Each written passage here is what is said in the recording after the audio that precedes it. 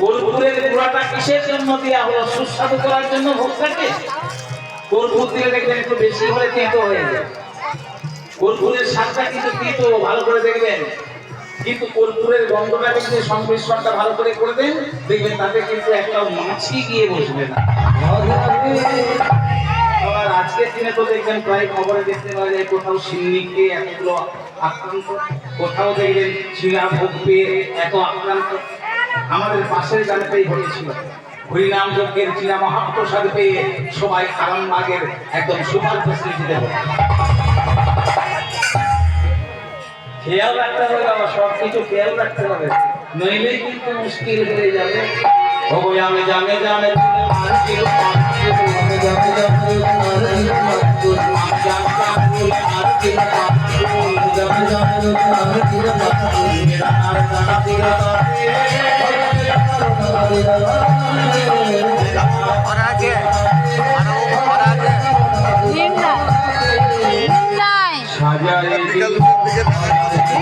আছে ঘরে দিন না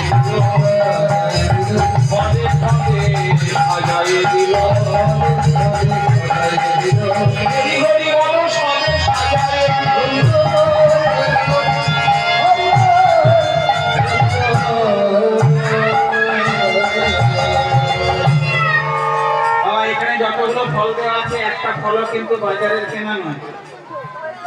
ভাববেন না যেন বাজারের ফলের কথা লেখা আছে, সমস্ত ফলগুলো কিন্তু অন্তর্জগতের ফল। এই যে দেখছেন না, এই যে পাকা কুলের কথা বলা আছে, পাকা কুল কোনটা? পাকা কুল কোনটা?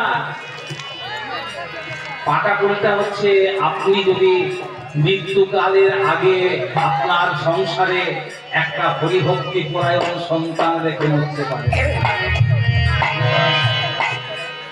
তবে সেই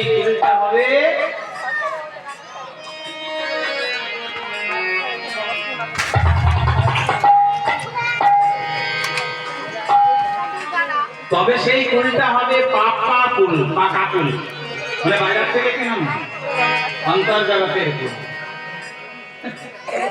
আর এই কুলটাকে পাকা করার জন্য দায়িত্বটা কেবলমাত্র আমার। আমি কিন্তু এই বিষয়টা একদম মায়েদের উপরেই আমি কিন্তু দায়িত্বটা ছেড়ে দেব। আমার কথাই নয়, শাস্ত্রের কথাই, কুলান্তরিতং জননী কিদাত্থা।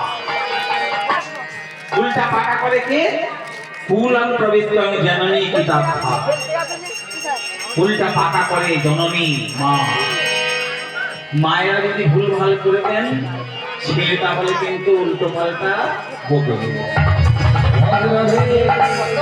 তাহলে কুলটা পাকা করতে হবে, আর এই কুলটা পাকা করার জন্য আমার তাকে ভজনা করতে হবে, তাকে স্মরণ করতে হবে।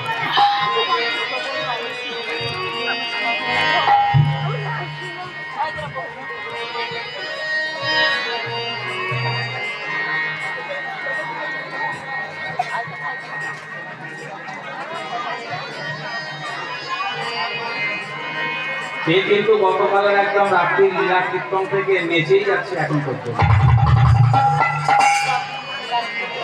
এর বিরাম নাই, ও কিন্তু নেচেই চলেছে।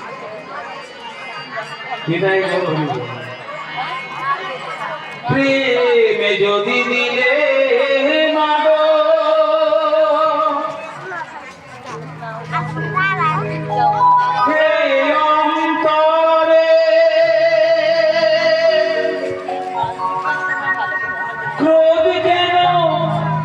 দিলে তার ভিতরে